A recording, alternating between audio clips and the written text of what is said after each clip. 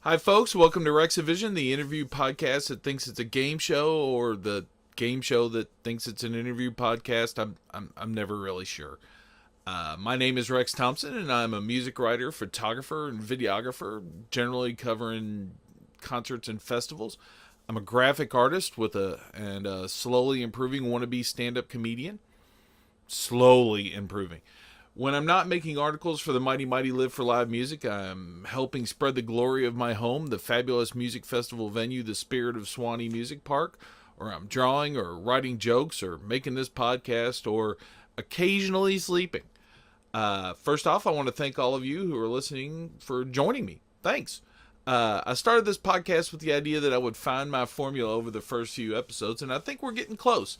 I've been taking the feedback from everybody, and I've gotten folks telling me maybe a little bit shorter, maybe a little bit more game show, and that got me happy. The lessons I've learned, I think, are really helping me get close to the heart of what I want to do.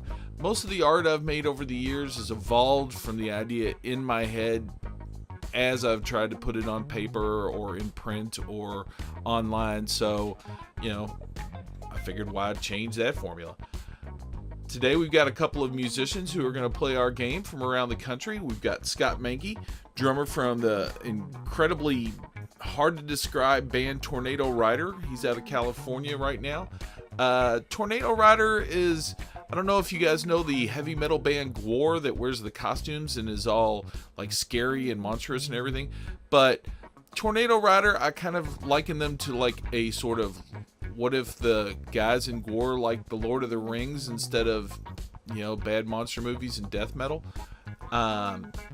After we chat with Scott for a little while, we're going to talk to Jake Robinson. He's one of the promoters of the Hoxeyville Music Festival, and he's also a guitarist for the sort of occasional super band Airborne Or Aquatic. He's out of Michigan. These guys might be far apart graphically, but they share a really cool trait. They both not only play instruments, they make them as well. So today we're going to talk to a couple of music makers who make music. The premise is really simple. I call folks and ask them a couple of offbeat theoretical situational questions, and then we chat a bit about the cool things that they do to make the world a better place. Anyway, that's enough of me talking. Let's get to cross country quiz.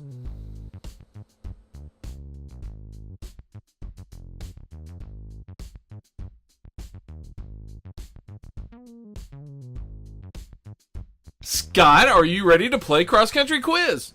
I am. Okay. We're going to start you off with the hard one because, that's how we do. You're out in the woods. You're by yourself. It's the middle of the night. All of a sudden, there's a huge, bright white light all around you. You find yourself being lifted up into the belly of an actual for realsies flying saucer.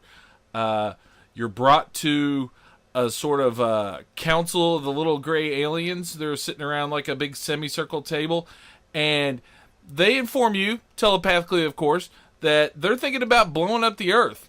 But they'd kind of like to know if there's like anything that one of our citizens could do to or describe about humanity to make them think we're worthwhile.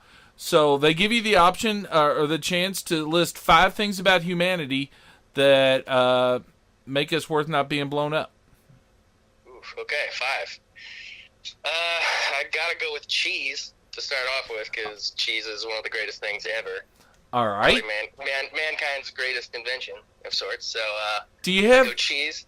Do we have any idea how we decided to try that? Ooh, I'm gonna say, like most cool things that we discovered, somebody set something out for too long, and something fell in it, or it just kind of accidentally happened, and it's like, oh, what happened here? Oh, let me eat it. Let me try that, and then boom, bang. But there's you glossed over the part that always worries me. And then somebody ate it. That yeah, sure. Oh yeah, well somebody's got to do it. I don't know that somebody has to, but okay. What? Oh. Ooh. Yeah, sorry, I just had an alarm go off on my phone. Okay, wait, let's see. All right, cheese, number 1, for sure. But yeah, dude, there's always going to be somebody that eats that, like, that's what the world's made up of. It's just weirdos that like has to be the one to try it, whether it's a good idea or not. They just have to be the one to do it. I'm liking your logic. I'm learning something. I mean, hey, somebody's got to bite the bullet, which I'm sure somebody's also tried. You know, got to try that the old adage out. Bullets. Okay, let's see. Number 2, let's say like Post-it notes. Okay. Because you know, how handy are those? I mean, aliens maybe glossed over that in their whole, you know, figuring out space travel and whatnot. They might have overlooked the whole glory of a simple piece of paper with some sticky on it. All right.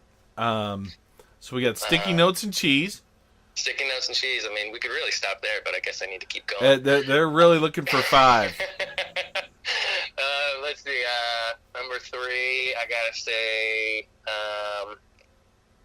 say music, obviously, because I mean, to me, that's everything. So I gotta assume that for at least a decent amount of humanity, they feel the same way, and that would be something they'd want to convey, because I feel like that represents the best of what we do as humans. I try and sort of sum up the point. In cheese, you're showing both humanity's ability to make food out of almost anything, but also our bravery to just eat anything. I think Post-it notes kind of represents human innovation. Sure. As a way. And then it sounds to me like music is humanity's desire to create and share our creations with each other. Oh, yeah. Absolutely. I'm just sort of a lawyer about how we're trying to present it. I like us not to die. I prefer that, too. That sounds like a great idea. All right, so we're up to 3. We're doing pretty good. What else you got? Let's see. I mean, on a very personal level that I'm sure a lot of people would agree with me on this, but it's something that gets me through every day is coffee. Sweet. I was really worried you were going to say porn. Oh, well, that's number 5. No, yeah, I mean, I'm drinking like my 10th cup of the day right now, and it's just a wonderful, wonderful thing that, you know, makes life perky. So our ability to use drugs to help us to focus, go on. Yeah, sure. You know, lump it all in there. Yes. You know, ingestible, good things, this time in coffee form. All right, we're pretty close to them maybe not hitting the big red button that wipes us all out. You got anything left in you? Ooh, you think we're getting there with them? All right. I thought we had it at cheese, but I guess they're kind of... Man, they've got cheese on their planet. Tough. You know, I mean, yeah, they're glad we have it. Yeah, that's true. And they've probably gone to other planets before us, and, you know, some other culture has convinced them of the glory of cheese already. Let's see. Okay, number 5. I'm gonna say. How about? All right, I'm gonna say humor. Because it is April Fool's Day today, and I got my whole family this morning, and it was great. What? Oh, you can't just drop that one and walk away. How'd you get your whole family this morning? Well, so I was thinking of all the things, because April Fool's, like, how can I get them? And then, of course, my mind immediately goes to things that would cause some sort of panic, because, you know, that's more entertaining on my end. But then it's like, I probably don't need to have my whole family freaking out. So I was going to, you know, do the whole, like, oh, no, your car got stolen kind of thing and run out and make a big thing about it. But then, you know, I opted for a little more toned down version of I went out on the deck and I was like, oh, everybody, I saw a mountain lion out here. It's just right here in the bushes, and everybody is all quiet, and I'm like, oh my gosh, and creeping out onto the deck, and I'm like pointing down the hill, and everybody's looking, and I was like, yeah, there it is, April Fool's, and they're like, oh, you jerk. So, you know, like a nice subtle one where I had everybody there and everybody on the hook, and you know, didn't have to get anybody too panicked about it. So I guess our ability to laugh through the worst parts of life, to use humor to get through the ugliness of society would be... Sure, yeah, and you know, flex your brain power, because comedy takes a certain level of knowledge and understanding and empathy and like observation, and you know, it takes it's not just the slapstick or not just the physical comedy. It's, you know, it usually involves a little cerebral action. You know, I've just started doing a little stand-up over the last couple of months, and yeah, thank you. It does take brain power. It's rough. Yeah. Oh man. Yeah. I actually I've been recently watching the. I don't know. Am I allowed to talk about TV shows and stuff like that? I don't see who's going to sue us. Yeah, that's true. Okay. But I've been recently watching the Jerry Seinfeld Comedians in Cars Getting Coffee. Very good, yeah. Thing. Yeah, so it's been kind of cool to see, like all different kind of comedians talk about the way they go about things, or, just it's kind of cool. Yeah, see everybody's different observations or take on comedy or take on work ethic or what it takes for them to come up with a bit or just be funny in general. Sweet. Well, yeah. Thanks for playing. Did we save the world? I'm not telling anybody what the aliens are going to do. I am here to ask the question, help shape the answers a little bit, and cross my fingers. This question particularly was born out of a dream I had. So, let's hope. That's all I got to say. Well, Scott, thanks for playing Cross Country Quiz. We'll be back with you soon. All right.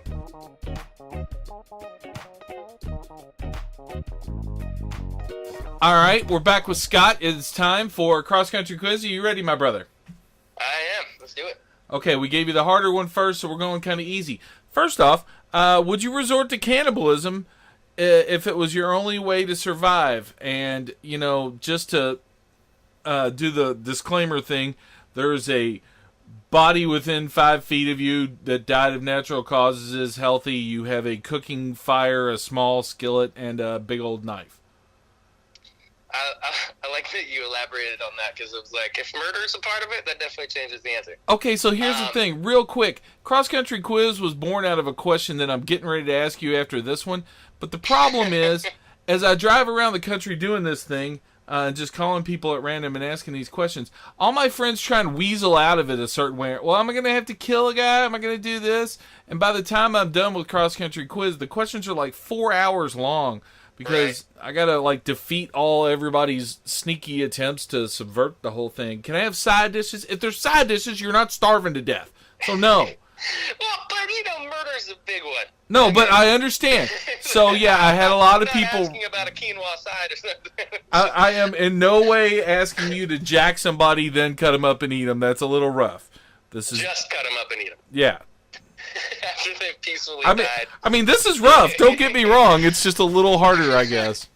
Yeah, no, I got you. I suppose my answer would be yes, but that would be depending on what the situation is, what the long-term situation is. If I thought in a week, if I thought I was going to die in 4 days, but in a week it was probable that, a boat would come by or a helicopter would come by or, some means like that, where it wasn't just all right, now I lived an extra 2 weeks and then I died and I ate someone, I've always put it mentally as you're snowed in a cabin somewhere and you're just trying to make it through till the thaw, something along those lines. So yes, you would, eating this body would pretty much ensure you were getting out of this situation. It's a rather large dead guy. Yeah, I mean, He's gonna really get me through the winter. I mean, I'm not saying you're in there for the winter, but yeah, I am working on losing weight, but I was, somebody told me I could feed a family for a little while the other day, so that was depressing. Well, so yeah, sure. I mean, I'm open to it. I said, what's that old movie Alive, right? The one where, what was it? The Brazilian soccer team crashed in the Andes. Yeah, exactly. Yeah, that movie was epic. I was asking a form of this one, a special bonus. There's a special bonus third cannibalism question if you're a fan of the band named Mo. I do know them, but not intricately enough to maybe answer the question, but we could try it. Well, okay. Well, let's do the second one first. This question here is actually the origin of Cross Country Quiz, so get ready. Alrighty. If your best friend in the world came to you and told you that they were dying, and that as their dying request, they've arranged for a small bit of themselves to be cut off after they die and cooked up and then shared amongst a small select group of their best friends. Would you eat a small portion of your best friend to honor that said dying request? Oof, that's interesting. I'd like to think that I would, if that was the one thing that they really wanted to do. wanted out of life or out of death, and I'd be open to honoring that. Yeah. Sweet. For the record, a friend of mine named Rachel called me up and just out of the blue said, "Hey, if I die and I want you to eat a little part of me, will you do it?" And I was like, sure. You know? Yeah, right. Oh man. And well, I guess I would hope that I could have the discussion like that with the person before it happens. oh yeah, no, like, there's hey, she's. well, maybe I could find out why you want that. Because if it's like an ultimate prank of like, haha, I'm dead, and now you have to eat me, and you love me too much to like say no. No, I just think Rachel had some sort of transformative, all of us absorb her energy through eating a small part of her ceremony kind of thing going in her head. Ah, like that. All right. And now we talking cooked flesh, or are we talking about like mixed up kind of cremation paste? Like it really matters, but First of all, cooked flesh, but I've explained this to a few people. I've been asking this question to people for about 4 years now, and like the way I've always sort of envisioned it in my head, you're at a fancy dinner party, and like those tuxedoed butlers with the silver trays come out, and it's just like a little bit of Rachel on a cracker with some cheese and stuff. Oh, fancy. Yeah. I mean, if you're going out, you may as well do it right. I mean, Rachel, for the record, would probably, if she does this, would probably roll like that. So, Well, yeah, I mean, and out of all things to have a real sense of ceremony and importance, I mean, like just coming out with like a little chunk of human on a Triscuit probably isn't really the coolest way of doing it. Yeah. I mean, these could still be Triscuits, but they're going to be, dolled up Triscuits. And I mean, really, honestly, they should be Triscuits because they're delicious. All right, well, thanks for the quiz. We'll be right back and meet our contestant a little bit.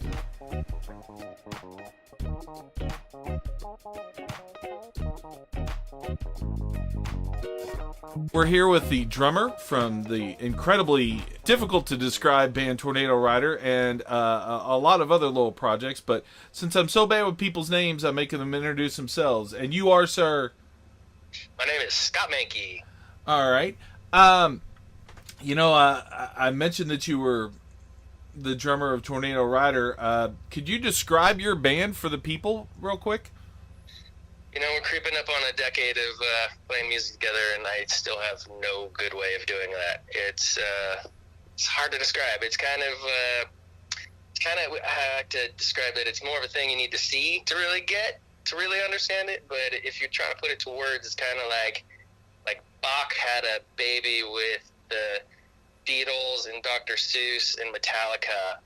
Like they all just had a little love child and birthed out a guy in spandex and a bunch of weird colors and weird sounds in this like American melting pot of oddness.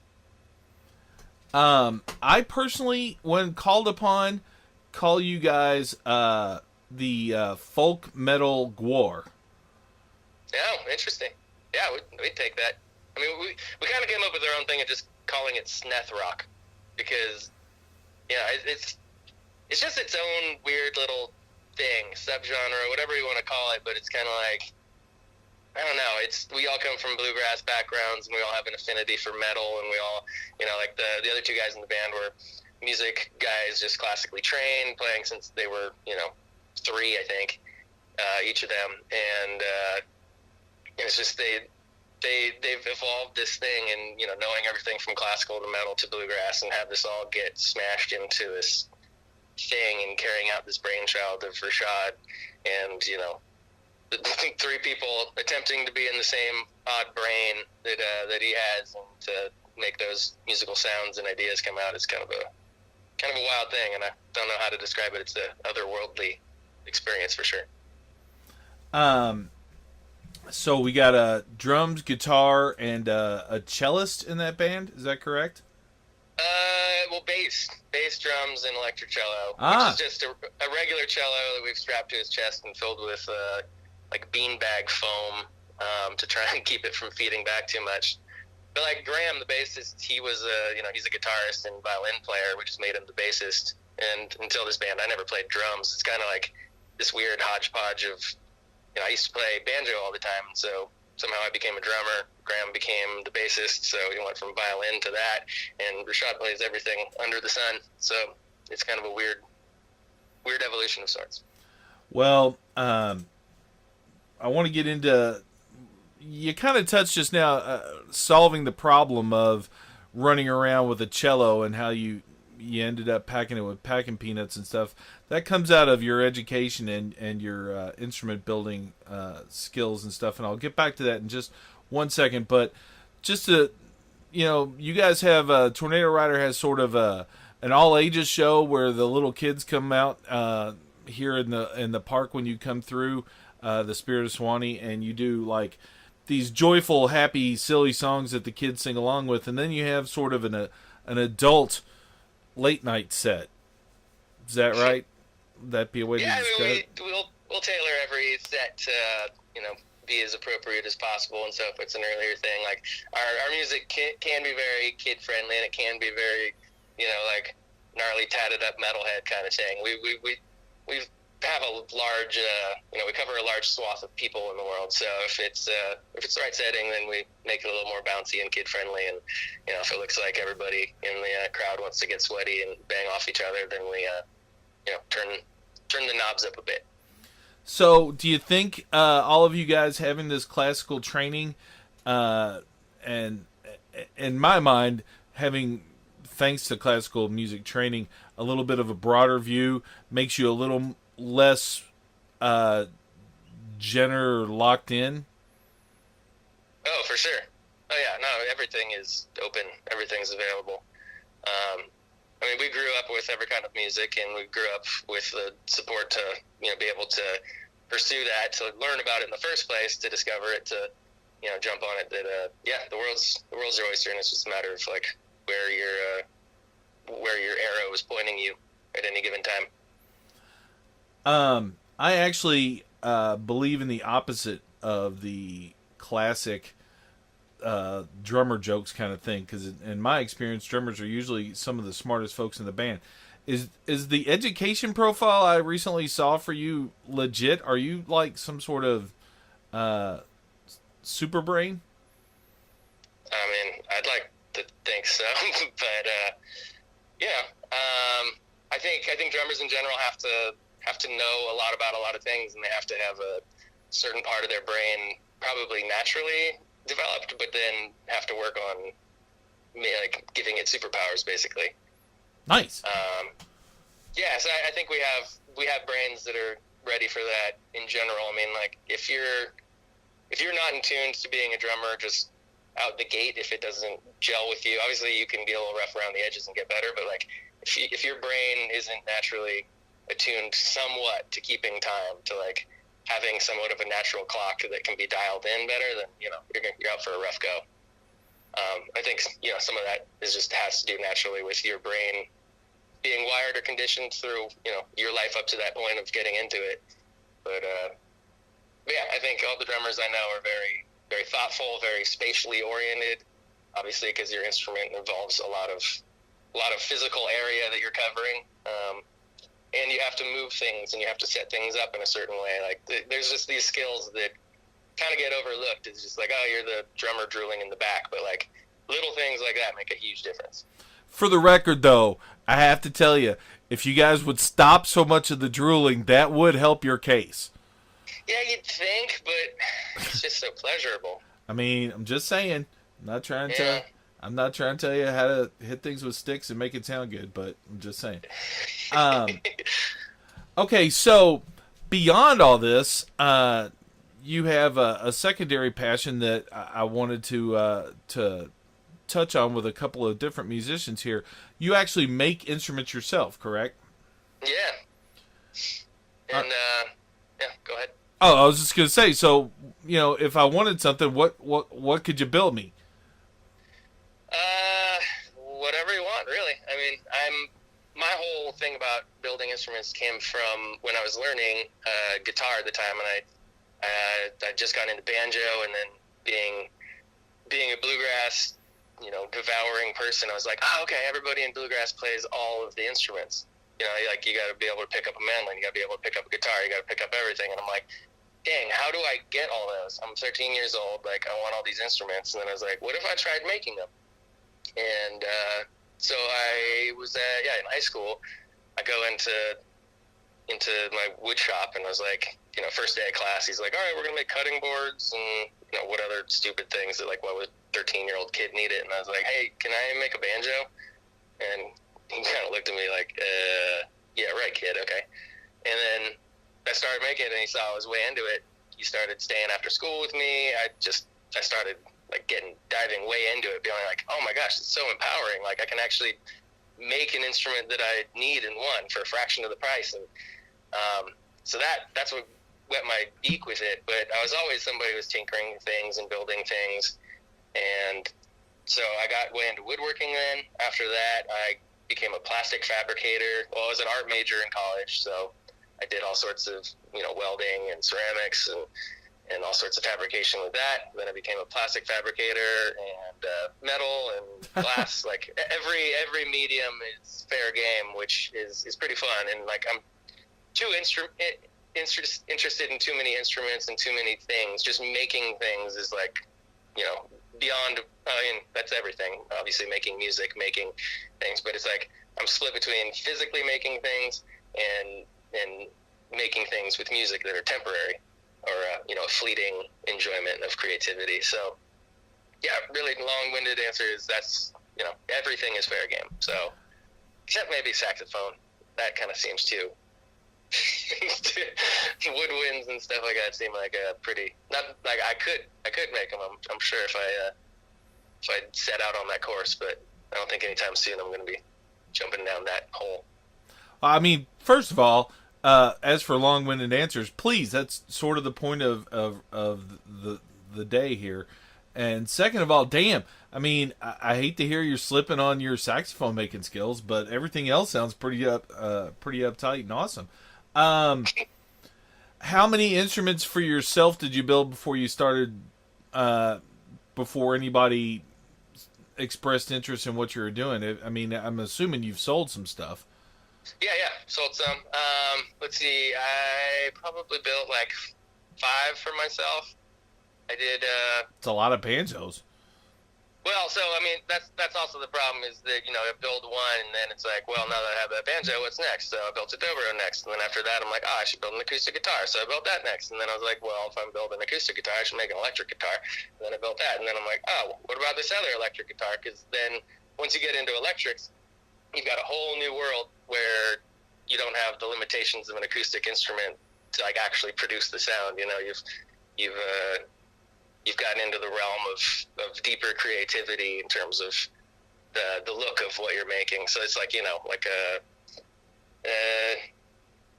why Kiss's instruments can look the way they do. It's because they're electric, like there's no way you're making an axe-shaped acoustic guitar and having it sound proper. Like, so getting into electrics opens up this whole other world of like, okay, I can make the body look like that.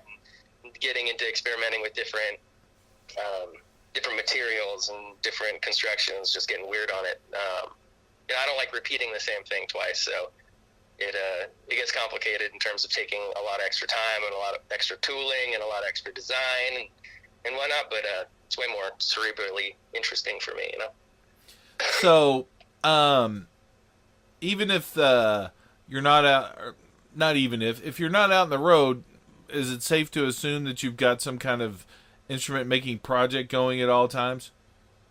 I do, but whether or not it's for the public good is the question. It's always like I had the idea in the beginning of band life and touring around. It was always like, this is gonna be great. I can build guitars half the year and I can tour the other half of the year.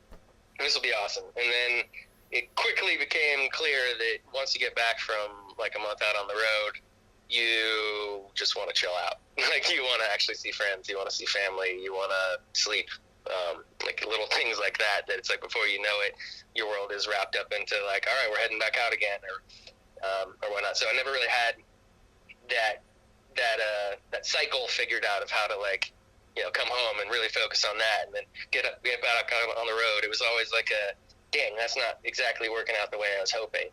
But I know some people that do that, like Jordan McConnell from the Ducks and whatnot. He somehow figured out how to make that work, and for a while at least. But it's definitely a hard slog to figure out. So I would basically come home and tinker on things, fix stuff up, and just work on ideas that came into my head, because, trying to figure out, like, well, dang, I got this idea of what if I did this thing, and you don't know if it's going to work, and so you don't want to try and hard sell this to anyone. It's like, hey, you want to try and sell it beforehand, like, here, this is like an idea I had in my head of something that I have to coin toss whether or not it's actually going to work. And if it does, it's going to be super cool, but let me build it first, and we'll figure it out, and maybe I'll try and sell it after that. Excuse me. Let's see. So anyway, I guess this is kind of weird. I'm going to jump back in time, but for a while. Hold on. Yeah, I know. Hold on. Before you go, let's get you lottery numbers and shit. Come on, dude. Let's get the what? Let's get you some lottery numbers and shit. If you're going back in time, let's make this profitable. That's a good call. Or what I should do, like in Back to the Future or whatever, get the sports almanac. There you go. Yeah. Okay, so we're back in time? All right, we're back in time. And, let's see. I was so pre-band stuff. I mean, that's what I wanted to do, is build guitars full-time and just build out my own line and whatnot. And so I did that for a number of years, but what I found is that it is a very lone wolf kind of thing, especially when you're starting out and you're like singular builder, and you're spending all your time in your own shop, and you're loving the work. But for someone like me that's extremely social, that like being stuck for 12, 16 hours a day in your own shop, as fun as the work is and however rewarding it is, you're just like damn, I wish there was somebody here to talk to. Like just that shared space with someone was always like a lacking thing for me, where it's just like, man, I need to just like have 10 people around me. Like, I wish I had the money to just hire 10 people to like hang out, because that's the way my brain and my my order in life works, is that I'm a sucker for hanging with people. I'm a sucker for conversation and getting weird and, hamming it up about every possible thing, joking all day long. It's like being stuck by myself was always the biggest limiting factor with it. And then, once I grappled with that for years, and then the music thing took off, and that's where my life went for a while. So I've been wanting to get back into it. It's just a matter of figuring out where to actually set up a shop and how to make that work. Well, it seems like you've got every aspect of making music covered by yourself. It's kind of impressive. Yeah, right? Well, Scott, I'd like to inform you that you have made it to the next round. All right. We will be in touch as for your next appearance on Rexivision. But seriously, thanks very much for stopping by. Thanks for the energy you bring to the park and to every show. The Tornado Rider sets are just not to be missed. Yeah. When you guys are here. I mean, I agree. Especially, I have to be there. Well, okay, yeah, that's true. You're paid to. Other folks, they perhaps have a choice, but I'm telling you right now, the right choice is Tornado Rider. Yeah, oh yeah. I wouldn't do it if I didn't enjoy being at those shows. They're all so different. We've never played an identical show, even in the smallest degree. It is, 80% just something happening off the cuff or changing on the fly. So, we're coming back out in the fall, by the way. So, I am well aware of the fact that Tornado Rider will be appearing at Spirit of Swanee Park during the Swanee Roots Revival later this October. Tickets are available. I believe you're on the bill with Keller Williams and somebody I just heard rumored to be coming out who's got a pretty cool name on him. Anyway, thank you very much. Have a lovely afternoon. Happy Easter. Yeah, you too. Happy Easter to you. Thanks again.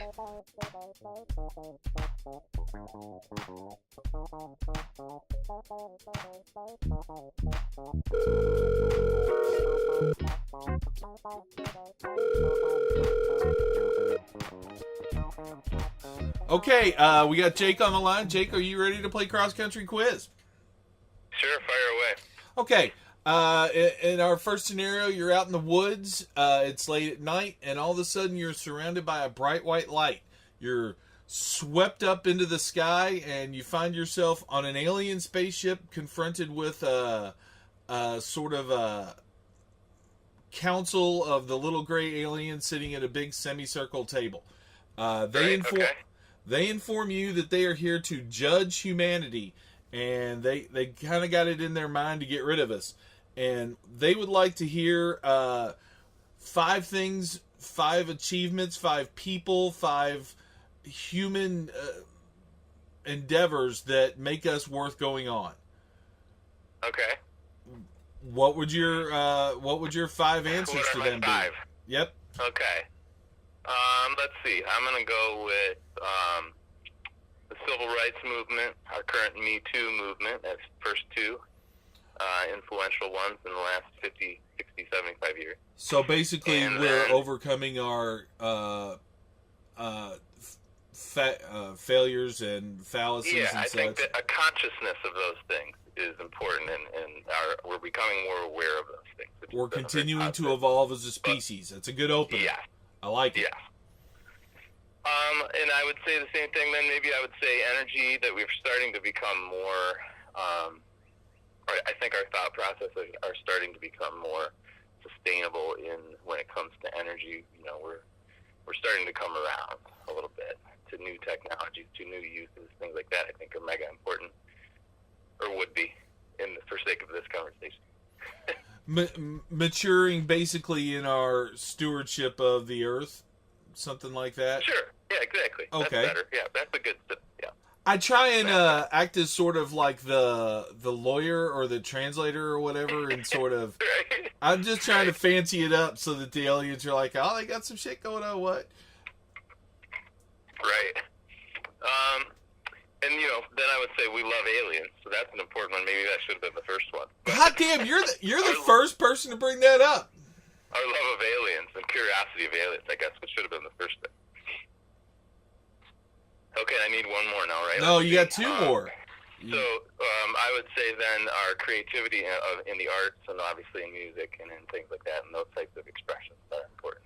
I totally agree with you there, but that is actually only 4. We need 1 more from you. So let's see here.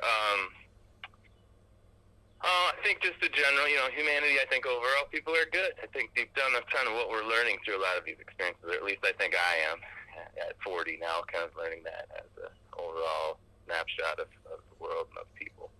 For the most part, people are good-hearted and mean well, well-intended. I got to tell you, I've really liked 2 of your answers in particular. Your last one's great. Hey, we're actually kind of cool. Don't kill us is a pretty good one. That's right. There you go. We're cool. Don't kill us, and we like aliens. Yeah, I mean, the "we like aliens" one is great. It's like, y'all are awesome. I don't know about anything else. Exactly. Well, Jake, thanks for playing a cross country quiz. We'll be right back with more. You bet. Thanks.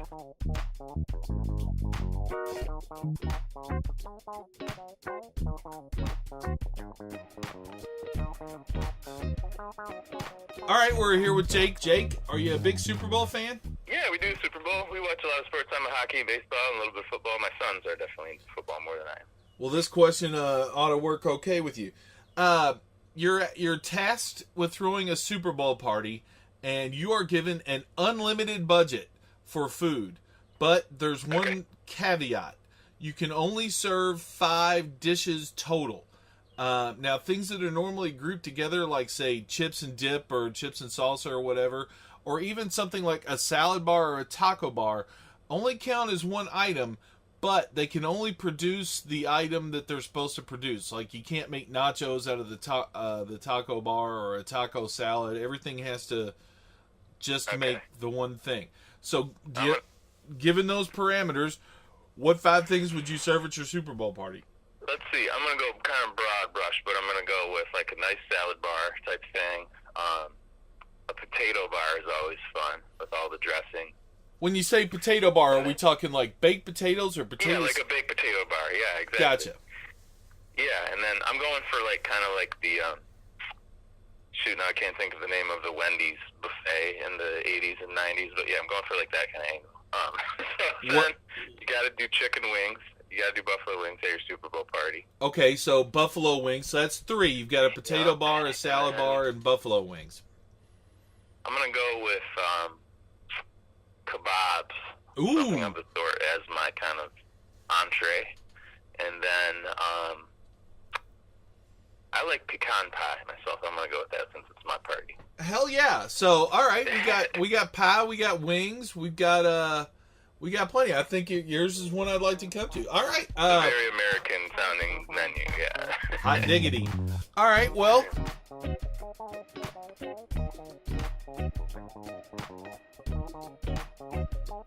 All right, we've got a luthier and a wonderful gentleman on the phone, but since I always screw up everybody's name, I make them introduce themselves. You are, sir? Jake Robinson. All right. Now, you're one of the minds behind the Hoxeyville Music Festival up there in Michigan, correct? That's right. Yep, I am. Can you tell us a little bit about how you got that started? It actually started with my best friend and I just having this crazy idea of, after having to go a long way from home here in northern Michigan to attend different music festivals in the Midwest and out west, we were sitting at Coyote Crossing one day and kind of occurred to us that, hey, this would be kind of a nice area for a festival. What if we tried something like that? And, of course, at the same time, it was when I had my guitar shop in Kalamazoo, my first shop.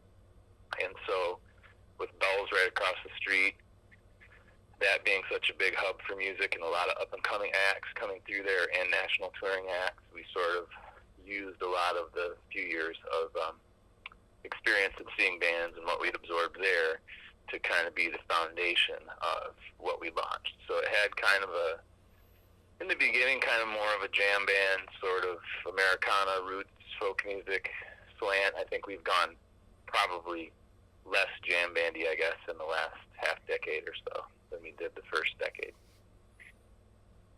I love the idea that you started it because you were tired of driving everywhere.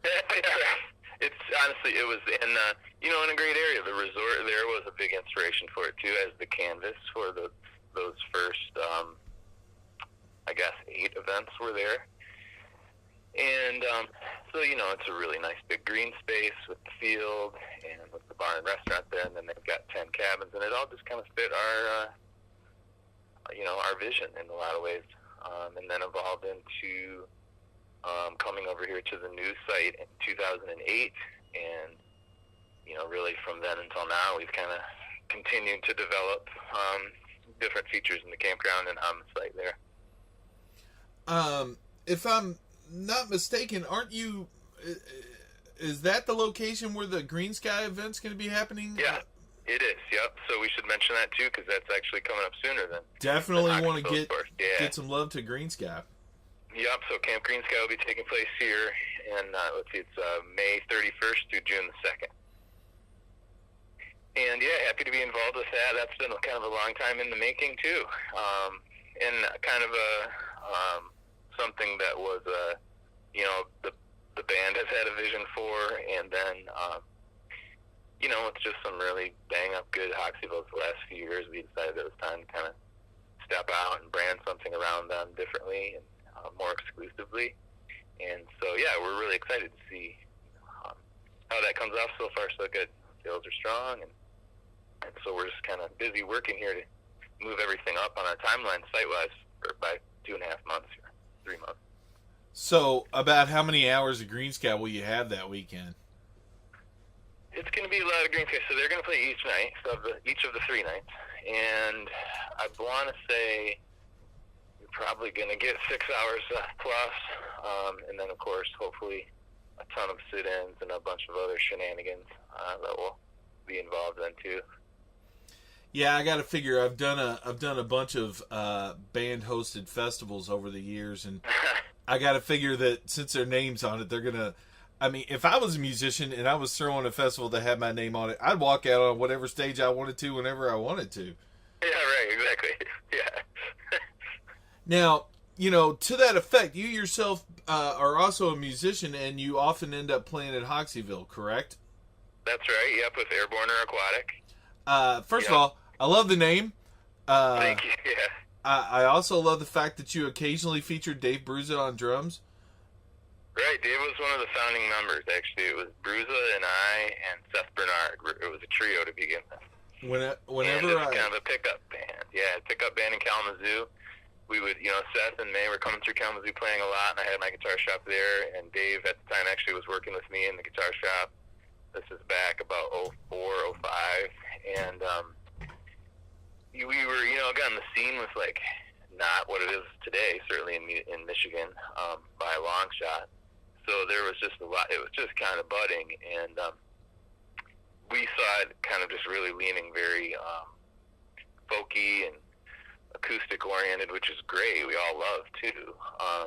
But with Airborne, it was kind of like, let's have a rock and roll band and like really be loud. And so that's how it started. And then of course, Seth has written a ton of songs and devoted a lot of time to writing for the project. And we've got 3 albums under our belt now, and we're kind of putting together material for a 4th. And it's kind of a big amalgam of guys that are all from different projects. So you've, of course, got Dave, who was in Greensky at the time when this formed, and they've exploded. And then Seth's busy with his thing. We've got Mike Shimon of Josh Davis fame, and with Mad Cat and a bunch of different people. And then Dan Rickabis from the Crane Wives, also on a second drum kit. And then our buddy Joe Van Acker on bass, who plays in a lot of different projects, but he's right now doing a lot of work with the Insiders, the Tom Petty tribute, with Max Lockwood from Big Duty Roo. And then recording engineer Glenn Brown, we've gotten to be really good friends with over the years, and Glenn's joined the band in the last few years, and he was always the one mixing our albums. And he does anything from like the buchla, the organ, to really space-age guitar stuff and that kind of crazy stuff. So it's fun. And yeah, it's just become a fun thing. Hoxeyville is definitely always on the calendar each year as far as us playing, and then we always play Harvest Gathering a month later. And honestly, the last couple of years, those have pretty much been it. We play like maybe once or twice over the winter, and that's it. So kind of a unique, kind of specialty thing, but it's been a lot of fun. It's been a fun release for me, for sure, to be able to blow off steam at my own festival. Pretty unique thing to be able to do. One of the things I really appreciate about Hoxeyville is that there's a strong focus on the Michigan and the regional acts. That you get a lot of really good stuff in there. But I got to tell you, it's the same thing as the Camp Greensky. If my band, if I own the festival, as you are part owner of, I'd be giving myself a much better slot than you seem to be giving yourself. Right. Well, we put ourselves, I think, in pretty good spots. We've never actually headlined, I guess, on Friday or Saturday night, or maybe not in the last 5 years. I guess maybe in 2008 we did play a kind of closing spot on Friday, but we've been able to, play in that support slot for a few times, like, for Hardworking Americans a couple years ago. We opened for Railroad Earth on a Friday night a couple years, but that was the year before last, and so we try to kind of put ourselves in the honey hole when we can. No, I'm telling you, I think Railroad Earth would be opening for me if I was you. Yeah, right. No, I got a lot of deep respect for the Railroad guys, and of course, I've gotten to be friends a bit with Tim Carbone over the years with all his involvement with Greensky, and so that was an honor to be able to open for them, for sure. Oh yeah, no, I love Railroad. I'm just saying, if I'm putting that money up, my name's going on the top thing. I'm conflicted about that. Like, I don't know. I've been to a lot of festivals. I'm not going to name names, but we're the host band. Maybe seems like really awkwardly on top, and it shouldn't necessarily be. But to each of their own. Yeah, let's not throw shade. Although as soon as we get off the thing, I will throw major shade with you about the said topic you just brought up. Yeah, right. I bet you have a lot of info. Yeah, the podcast, we're trying to focus everybody on the positives. So let's stay with that. Now, one of the reasons I really wanted to get you on, and one of the reasons I reached out to you was you don't only play music, you make the instruments themselves. But before we get into that, when did you start playing guitar?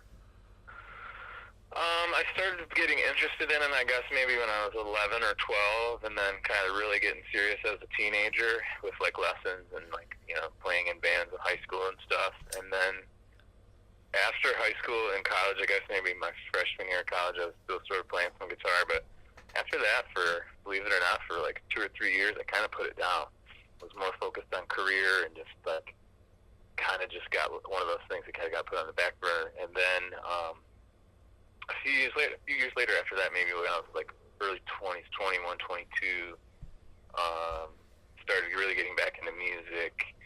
And my friends had taken me from Kalamazoo to Hoxeyville, and it just kind of relit the flame. I was like, wow, this is fun again. And so I started playing a lot more, and just kind of course, Hoxeyville came along a few years later, and then Airborne, so it all just kind of was part of that growth process. But yeah, I've always enjoyed, or been involved in music in some way, shape, or form, mostly playing guitar, but a little bit of mandolin and some lap steel. And I started on the piano as a kid, but I was, of course, the kid who my grandma gave us lessons, and she'd have to drag me out from underneath the kitchen table to give me my lesson. My sister was a whiz at it, so of course maybe that had to do with it. But yeah, that was kind of the roots of it all, and and then that eventually kind of led into the guitar making too. It was kind of the sort of a what's next phase, I guess. Kind of like, okay, I know how to play the instrument. Okay, I thought before I got into guitar making, I thought I knew a lot about the instrument, and I learned very quickly that I had a lot to learn, and there was a lot of science and art and different things going on, physics and different things going on there to actually build the instrument, and especially acoustic instruments like what I kind of specialize in. So, yeah, all roads kind of ironically sort of led to these two or three different branches that are all kind of music related for me. Now, you just brought up a couple of my favorite things, art and physics. Right? When did you make your first guitar? So I built like a kit electric guitar kind of thing back in kind of college years, about a year and a half before I started actually getting really serious and going through the courses at Gallup Guitars in Big Rapids. And, so that was really when I first built my first acoustic instrument. Would have been about 2001, I guess, 2001. When you say kit, was this just like you ordered it had the body and the neck and everything, and you? More or less, yeah. You just assembled it, and it was an electric guitar. You just wired the pickups. In fact, those came on a harness. It was pretty much all redone. It was more of sort of an assembly kind of hobbyist type kit of an electric guitar, and turned out, okay, you could play it and like it functioned, but it wasn't like anything outstanding. And then, so yeah, when I got into it in 2001, I went through the 6-month course in Big Rapids. They call it their master's program, which is kind of their longest program. And I think I built 6 instruments, 5 or 6. 1 electric guitar and 3 or 4 acoustic guitar, different styles of acoustic guitar. And then at that point, I ended up staying on there, apprenticing for the shop, and kind of just starting to design my own couple of designs there in Big Rapids. I was still working in the shop, and then in late 2002, in December of 2002, I signed a lease on my shop in Kalamazoo, where I worked until, August or so of 2008.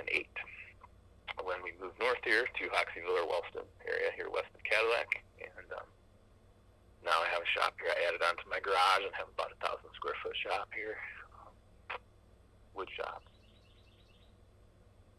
So you're in I used to live in Detroit, and it was a nightmare, but we occasionally would visit the upper part of Michigan and even the Upper Peninsula, but right. Northern Michigan is just flat out gorgeous. So, for sure, was that part of your moving up there? Some of it, and I grew up here in Cadillac. I grew up in Cadillac, kind of bounced back and forth between Cadillac and Kalamazoo a lot. I did live in Wyoming for a year or so, right out of high school. But yeah, I'd bounce back and forth, so this was sort of home to me. Still have some family in the area, but at the time had a ton of family and stuff. And my brother and sister were still here, so my folks were hunkered down here, and that was a big kind of drive then. To come north was my wife and I were expecting our first child, and he was actually born in Kalamazoo that spring in 2008, and then we came north. But yeah, some of this, so we have this beautiful cabin on the Pine River here, which is about 2 miles, I guess, from the festival site. So, I have my shop and my office here through the fall and winter, and then about this time, or actually luckily a little bit earlier than this, February, early March this year, we were able to get to work on the site, and so yeah, it all kind of fits together good. During the nasty weather months, I hunker down in the shop and kind of woodshed, so to speak, and build guitars, and then do a little bit still in the spring and summer, but obviously with the events it gets pretty hectic, so I kind of switch out of that gear and get back into guitar making full time in September and October. That a lot of that sounded familiar to me. I do the same thing with the winter months being slower in wood shopping, and I also suddenly remembered the other worst part of living in Detroit, Michigan, was the winters. Yeah. Yeah, this year not that bad. We had a really mild winter, which again, like, totally played into our hand for getting to work early on the site. We're down to, like, just got another little storm of a few inches, but we're down to, usually we still got piles of snow, but we're really in good shape this year, and kind of had a couple full early thaw in late February. So yeah, we got a good jump start, and so yeah, we're hitting it hard now, for sure. So one last question about the guitar making. You Sure. make various kinds of instruments. Do you incorporate the local materials? Do you use local wood, or? Not so much. I mean, my acoustic guitars are pretty high end, so I use a lot of salvage Brazilian rosewood and stuff for the back and sides, and like a variety of different spruces. Kind of the most sought after is Adirondack red spruce, which comes from sort of the East Coast and Maine up into Canada, and then some European spruces and things for the tops. And then all of my guitars I use some really old, genuine mahogany, Honduran mahogany for the necks, and a lot of the internal trim, like the kerfing and the side braces and different things like that on the inside of the guitars. And then different, like, burls for the trim, the rosette around the sound hole, and different, like, accent pieces like that are kind of different specialty woods. But on electric guitars, it's much more common to use more Michigan type woods. Walnut, maple would be a big one. Like my Les Pauls are made out of Michigan maple, and sometimes you can use walnut rather than the mahogany. Kind of could go with all kind of Midwestern woods or Michigan woods even. But for the top wood, unfortunately, the wood or the requirements for the acoustic guitars for the top wood, trees don't necessarily always get big enough here. And the ones that do, like white pine, for example, if some of those get big enough, maybe you could get guitar tops out of them, but they don't tend to be as good as far as like the stiffness and density and different kind of tonal factors for acoustic guitars anyway. See, all I know about it is you make beautiful instruments that sound great. All that other stuff is like, I don't know. Thank you. That's science stuff. Okay.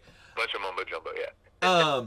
I will say, again though, I've heard you play. I've heard the instruments that you have made be played by yourself and others, and they sound gorgeous.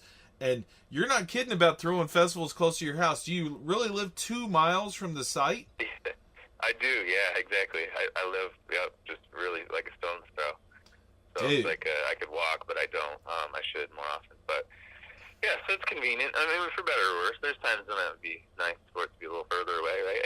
Have a little more separation of church and state, so to speak. But no, it's convenient, and being here close to it can kind of, like I said, when I have downtime, a couple 3 hours even of downtime in my shop, I can scoot over there and do some layout work or check in on what kind of work is going on over there, and then it kind of ebbs and flows pretty naturally for me.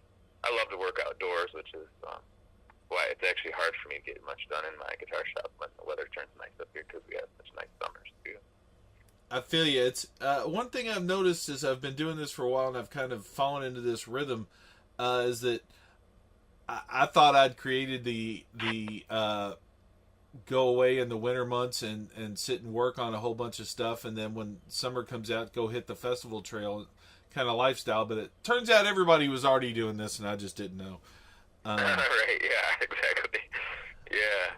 Well, yeah, it's funny because now that I do events, I don't get to as many. We try to like pick a new one to check out each year, which we haven't really been so good at the last year or two. But yeah, it's hard. All of a sudden, I kind of feel like we get locked in, to these events that we put on, and then we always do harvest gathering and stuff. And so yeah, we're trying to do more checking out of new things. Well, one place you might want to pop down to is the Spirit of Swanee Park in Florida. Yeah. That is where I am calling you from. That is my home. Awesome. I've yeah. heard good things from a lot of people. Yeah, from Billy and the Greensky guys and everybody. Yeah. Yeah, Billy Strings. Is that who you're mentioning? Yeah.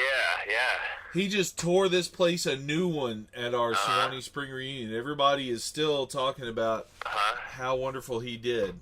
That's sort of what he does. I was kind of the same way when I saw him play the first time at Harvest Gathering. He closed on a Sunday about, maybe it was only like 5 years ago or something, but I was kind of just like picking my jaw up, shaking my head to my wife. Like I'd heard about him, but I'd never, it was the first time I really saw him play live. And he's an amazing person and an amazing player for sure.